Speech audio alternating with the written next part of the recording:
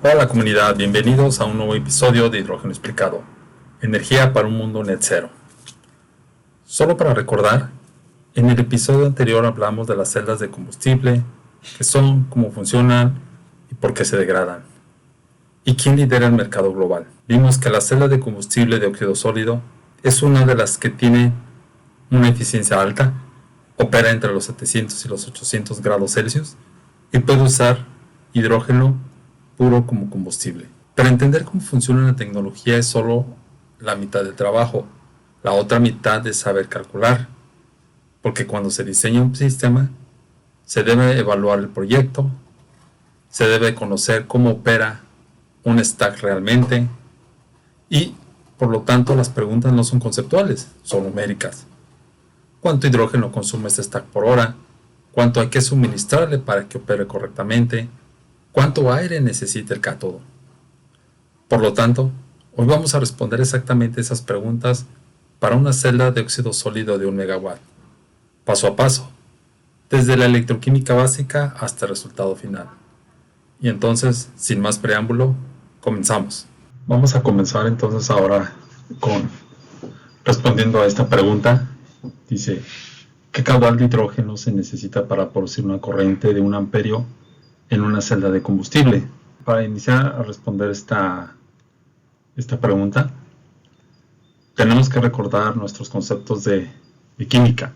Partiendo de los fundamentos, tenemos que reaccionar un mol de hidrógeno, pues se liberan 2 electrones, de acuerdo a la ecuación química que tenemos en esta diapositiva. Una vez que tenemos eso, entonces ahora hay que determinar los moles de hidrógeno necesarios para producir 1 amperio. ¿Y esto cómo se hace? Pues esto se hace a través de la siguiente ecuación. Tenemos que los moles necesarios pues va a ser igual a 1 amperio, pero también sabemos que 1 amperio es igual a 1 coulomb por segundo y que una mole de electrones pues contiene 96.487 coulombs y que 2 mol de electrones pues equivale a 1 gramo mol de hidrógeno. Y como lo tenemos en segundos, pues entonces hay que convertirlos a hora. Haciendo la multiplicación de toda esta operación, pues entonces nos queda que los moles necesarios de hidrógeno pues es de 0.018,655 gramos mol de hidrógeno por hora por cada amper. Esto quiere decir que si nosotros lo convertimos a flujo de masa de hidrógeno, pues entonces vamos a multiplicar esa cantidad del número de moles que tenemos por hora por amper, sabiendo que 1 gramo mol de hidrógeno equivale a 2.0158 gramos de hidrógeno, y convirtiendo eso a kilogramos, pues entonces vamos a tener que el flujo básico de hidrógeno pues asciende a 37.605 por 10 a la menos 6 kilogramos de hidrógeno por hora por cada amperio, y por lo tanto pues se requieren 0.037605 kilogramos de hidrógenos por hora para producir una corriente de 1 amperio. Y es así como determinamos entonces ese caudal de hidrógeno para producir esa corriente de 1 amperio. Pero vamos a utilizar esto en un problema un poco más complicado. Pero antes de continuar me gustaría hacer aquí una pausa, porque hay 2 conceptos que son importantes que debemos entender antes de seguir adelante, y uno de ellos es utilización de combustible, fuel utilization, y el otro es la utilización de aire o air utilization, que son conceptos bastante importantes en la operación de las celdas. Por un lado tenemos la utilización de combustible, que representa aquella fracción de hidrógeno que realmente se consume dentro de la celda en la reacción electroquímica respecto al total de hidrógeno suministrado a la celda. Es decir, esta relación que aparece aquí en la ecuación pues es lo que acabo de comentar. Ahora bien, ¿por qué se hace eso? Porque sabemos que no todo el hidrógeno alimentado reacciona. Una parte va a salir como excedente en el escape del ánodo, que puede ser utilizado posteriormente. Y la otra parte se va a utilizar para generar electricidad. ¿Qué valores típicos se pueden utilizar como valor, como FU? Pues los valores típicos 70 y 85%. Pero todo va a depender también de la operación de la celda, el nivel en el que se encuentra la celda. Depende de muchos factores este valor. Por el otro lado tenemos la utilización del aire. La utilización del aire indica la proporción de oxígeno que se consume en el cátodo respecto al oxígeno total alimentado con el aire. Tenemos otra vez esta relación O2 consumido dividido por el O2 que se suministra a la celda. Sabemos que el aire seco contiene alrededor del 21% de oxígeno en volumen y que solo una parte de ese oxígeno se va a quemar o se va a utilizar en la reacción. El resto va a salir por el escape del cátodo. ¿Qué valores típicos se usan para la utilización del aire? Pues los valores rondan entre el 50 y el 60%. Al igual que el ratio de fuel utilization, este valor dependerá también de las condiciones operativas de la celda. Pero en general casi siempre se manejan estos valores. Ahora sí vamos a entrar al siguiente problema. Y el siguiente problema nos indica, el siguiente problema práctico dice lo siguiente. Un stack de celdas de combustible de 1 megawatt de corriente directa se opera con un voltaje de celda de 720 milivoltios, utilizando hidrógeno puro, con una utilización de combustible del 80%. Y nos preguntan, ¿cuánto hidrógeno se consumirá en kilogramos por hora? ¿Cuál es el caudal de combustible requerido? ¿Cuál es el caudal de aire requerido para una utilización de aire del 30%? Entonces vamos a hacer los cálculos. Pero fíjense que aquí el problema no nos dice si el stack de celdas, o más bien, si las celdas que componen el stack están conectadas en serie o en paralelo. Pero vamos a empezar analizando el problema y considerando que las celdas están conectadas en paralelo. Y luego lo vamos a hacer conectadas en serie. Ya considerando que las celdas están conectadas en paralelo, esto implica que el voltaje del stack es igual al voltaje de cada celda individual y que la corriente del stack es igual a la corriente de cada celda individual multiplicado por el número de celdas.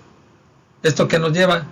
Pues entonces vamos a tener que la potencia del stack es igual al voltaje por corriente y por lo tanto la corriente es igual a potencia sobre voltaje. Tenemos que la potencia es de 1000 kilowatts y que el voltaje es de 0.720 voltios. Y esto nos da una corriente de 1389 kiloamperes. Con esto en mente, podemos determinar el flujo másico de hidrógeno que está consumiendo la celda. Al multiplicar esos kiloamperes que hemos obtenido, o esa corriente a la que está operando la celda, multiplicada por qué flujo de hidrógeno requiero yo para 1 kiloampere. Entonces es simplemente una regla de 3 y por lo tanto el hidrógeno que se consume en la celda es de alrededor del 52.23 kilogramos de hidrógeno por hora. Ese es el hidrógeno que consume la celda, no es el hidrógeno que se está suministrando a la celda, y eso lo vamos a ver en un momento. Pero vamos a analizar entonces ahora el otro caso. Vamos a suponer ahora que las celdas están conectadas en serie y por lo tanto y que el stack está compuesto por 500 celdas en serie. Entonces el voltaje del stack sería, si tenemos 500 celdas y que cada celda tiene un voltaje de 0.72 voltios, pues entonces el voltaje del stack es de 360 volts. Y por lo tanto la corriente que estamos manejando ahora es de 2777 o 2778 amperios. Bien, pero esta corriente atraviesa las 500 celdas que están conectadas en serie. Y entonces el consumo de hidrógeno se determina ahora, una vez más, multiplicando la corriente por las 500 celdas, y eso por la cantidad de hidrógeno que se consume por cada kiloampere generado. Y por lo tanto, pues tenemos la misma magnitud, 52.23 kilogramos de hidrógeno por hora de hidrógeno consumido. Entonces ya tenemos contestado el inciso A. Pasemos ahora al inciso B. Nos dice que para calcular el caudal de hidrógeno necesario para mantener dicha potencia, es decir, cuánto hidrógeno debo de suministrar a la celda para mantener esa potencia, vamos a tener que hacer uso aquí ya del ratio de fuel utilization, o de este parámetro, donde sabemos que este parámetro de fuel utilization está determinado como el ratio entre el H2 o el hidrógeno consumido dividido por el hidrógeno suministrado. Y en un inicio nos decían que este parámetro estaba definido en punto 8. Entonces lo único que tenemos que hacer es un despeje, y tenemos ahora que la cantidad de hidrógeno que se debe suministrar a la celda pues es de 65.23 kilogramos de hidrógeno por hora. Ven que es mayor. ¿Por qué?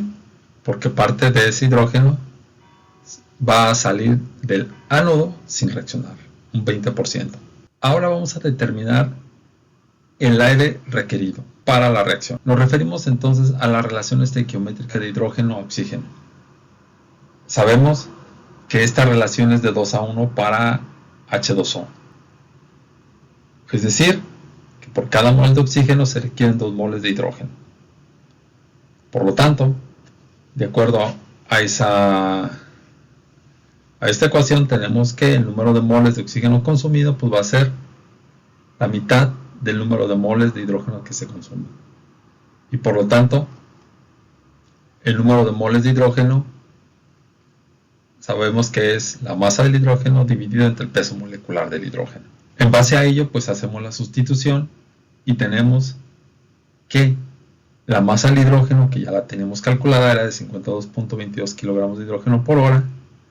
Esto lo vamos a llevar a kilomol, y entonces sabemos que 1 kilomol de hidrógeno equivale a 2,016 kilogramos de hidrógeno, y que por cada kilomol de oxígeno necesitamos 2 kilomol de hidrógeno. Y esto pues nos da al final 13 kilomol de oxígeno por hora, o 12.95, que es prácticamente 13. Pero nos dice el problema que hay una utilización de aire del 30%. Entonces, la alimentación de aire debe contener la siguiente cantidad de oxígeno.